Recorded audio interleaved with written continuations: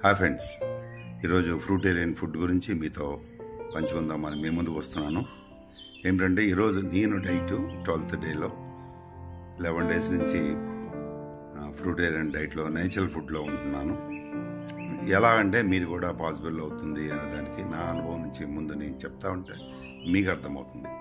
నేను ప్రతిరోజు ఫ్రూట్స్ని 70% వరకు తీసుకుంటున్నాను. అలానే 30% నేచురల్ ఫుడ్లో రా ఫుడ్, క్యారెట్, కీరా దోస, ఎనీ రా ఫుడ్, వెజిటబుల్స్.